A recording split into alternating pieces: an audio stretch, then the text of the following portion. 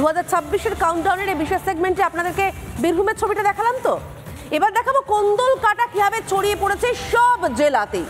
26-এর বিধানসভা নির্বাচনের আগে দলনেত্রী মমতা বন্দ্যোপাধ্যায়ের কোনো চেষ্টাই কাজে আসছে না। মঙ্গলকোটে তৃণমূল বিধায়ক প্রকাশ্য মঞ্চ থেকে সরাসরি যুদ্ধ ঘোষণা করেছেন তৃণমূল পরিচালিত জেলা পরিষদের বিরুদ্ধেই। নাম না করে নিশানা করেছেন জেলা পরিষদের সভাধিপতি শ্যামাপ্রসন্ন লোহারকে। বালির বাঁধ ভেঙে তৃণমূলের সংসারে কোন্দলের বিষ জল ঢুকে পড়ছে হু হু করে।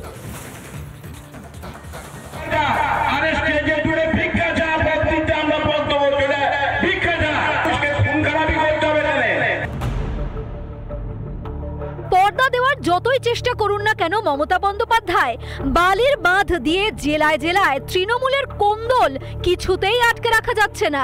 কখনো তা প্রকাশ পাচ্ছে সংঘর্ষ, খুনোখুনি, বোমাবাজিতে, কখনো আবার প্রকাশ্য মঞ্চ থেকেই একে অপরকে নিশানা করছেন তৃণমূলের নেতারা। এই যেমন মঙ্গলকোটের বিধায়ক অপূর্ব চৌধুরী, নাম না করেই পূর্ব বর্ধমান জেলা পরিষদের সভাধিপতি শ্যামাপ্রসন্ন লোহারকে নিশানা বিধায়কের। আপনারা দেখবেন আপনার গ্রামে একটা খেলা হচ্ছে, কে করছে? আগে যে সিপিএম এর হার মারছিল, কে পাঠাচ্ছে? জেলা পরিষদ থেকে। আপনার গ্রামে একটা লাইট হচ্ছে, কে করছে? বিজেপির যে নেতা ছিল, কে পাঠাচ্ছে? জেলা পরিষদ। সাবধান করে দিচ্ছি, রাস্তা থেকে সরে আসো। খেলা শুরু করলে এমন খেলা শুরু হবে, একবারে শুয়ে পড়বেন আর খেলতে পারবেন না। এখানেই শেষ নয়, সরাসরি মঞ্চ থেকে ফতোয়া দিলেন জেলা পরিষদ কাজ করতে এলে আটকে দেবেন। পঞ্চায়েত সমিতি আজ আমি এখানে আপনাদেরকে বলে যাচ্ছি, পঞ্চায়েত সমিতি বাদ দিয়ে কোনোখানে যদি কেউ কাজ করতে দেয়, কাজ আটকিয়ে দেবেন, কোনো কাজ করতে দেবেন না। জেলা পরিষদের সভাপতির সঙ্গে বিধায়ক অপূর্ব চৌধুরীর বিবাদ কারোর অজানা নয়।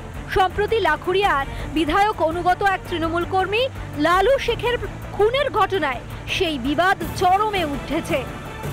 শাসক দলের কোন্দলে পিষছে জনতা, ক্ষোভ প্রকাশ বিজেপির।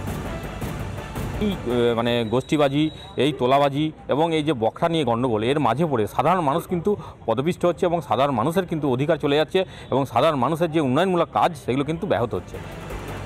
যথারীতি চোখের সামনে সবটা দেখেও সত্যি মানতে রাজি নয় তৃণমূল। না, আমাদের দলে কোনো কোন্দল নেই, কোথাও কোনো বিরোধ আমাদের নেই। ওনার যদি কিছু বলার থাকে উনি নিশ্চয়ই দলীয় স্তরে আলোচনা করবেন, কারণ উনিও তো জেলা চেয়ারম্যান। 26-এর ভোটের আগে যেন আরো প্রকট হচ্ছে তৃণমূলের অন্তর্কলহ। উপঢৌকন আর পদ দিয়ে কোন্দল রুখে দলকে কি এক কাটটা করতে পারবেন মমতা, যেমনটা প্রতিবার করার চেষ্টা করেন? বিধানসভা ভোটে এই দলাদলি আর গোষ্ঠী দ্বন্দ্বই না শেষ পর্যন্ত কাল হয়ে দাঁড়ায় শাসক দলের জন্য? রিপাবলিক বাংলা। নানা ধরনের কন্টেন্ট দেখার জন্য লাইক করুন, শেয়ার করুন আমাদের ফেসবুক পেজ, সাবস্ক্রাইব করুন আমাদের ইউটিউব চ্যানেল। পাশাপাশি অন্যান্য ব্রেকিং নিউজের জন্য অবশ্যই চোখ রাখুন রিপাবলিক বাংলায়।